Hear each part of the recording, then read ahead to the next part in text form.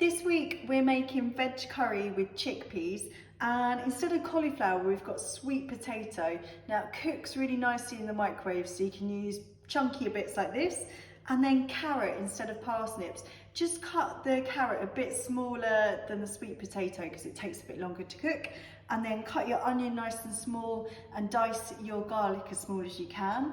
And then once you put it all in the bowl, just add 2 tablespoons of oil and give it a nice stir around. And then we're going to put this in the microwave with a plate on top for 8 minutes. Now I've taken it out of the microwave after 8 minutes, and you can see that it's starting to cook nicely already. Everything's gone a bit softer, but still needs a bit more.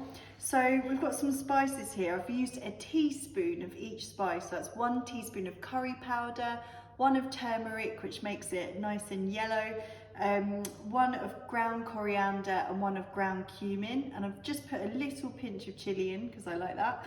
And so we just tip that into the bowl of veg and then give it a good stir around, and then put it back into the microwave just to waken up the spices and cook a bit further. So you just want to put the plate on top and then cook it for 2 minutes in the microwave. So smelling really nice now. I'm just going to pop in half a teaspoon of sugar, and then some tomato paste, so just tomato puree there. Then we can start to whack everything in. So chickpeas go in. This just helps make it a nice filling meal for you. And then coconut milk, delightful. Every coconut milk is different. Some of it will be solid with water underneath, others will be nice and creamy. Probably should have given it a shake before I put it in, but no problem.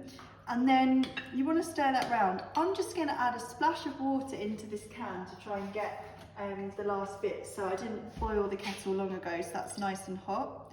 So you don't want to add too much water, but about a quarter of a can is perfect. And then just mix everything up really well, and then pop the plate back on and put it into the microwave again for 8 minutes with the plate on top, and that will help get everything nice and hot and cooking. But before you do that, if you can, add the stock cubes in. I'm sorry, I forgot these. Just 2 stock cubes or 2 teaspoons of stock powder is great, and then mix that in. If you put it on for 8 minutes and then you realise, don't worry, you can just crumple them in then and mix them well. So this is going in for 8 minutes, plate on top. So what we're looking for is just to make sure the carrot is cooked, because that's the kind of toughest bit in it. And if you just push it against the side and you can chop through, it's still got a bit of bite to it, so I'm going to cook it for a bit longer.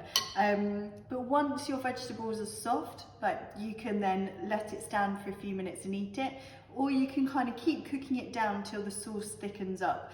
I'm going to cook this for another 4 minutes with the lid on, but I think that will be fine after that, but it's up to you. You can keep cooking it for longer if you want to. So back in for 4 for me.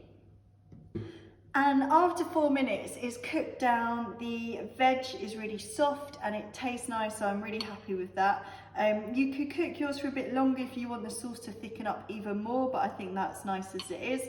And you can just squeeze a lemon into it to give it a nice little sour note. And if you've got any fresh coriander as well, that's great over the top. This is really nice with rice.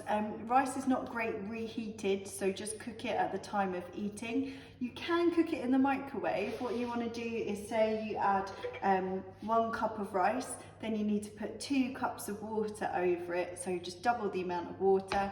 Pop it into the microwave with a lid on top, and then just stir it every 3 minutes and keep cooking until most of the water's gone and the rice is cooked. Alternatively, if you're used to cooking rice, just cook it how you always cook it and enjoy.